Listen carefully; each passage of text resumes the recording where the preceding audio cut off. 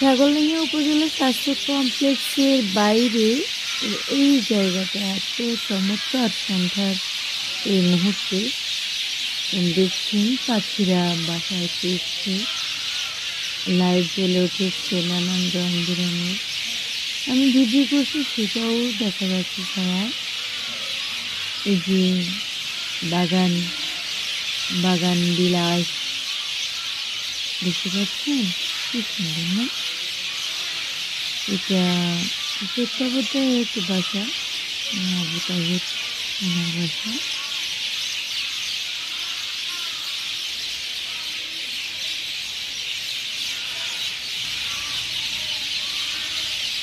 পাখিদের কিচিরমিচির কার না ভালো লাগে, পাখিদের কলকাকলি কার না ভালো লাগে।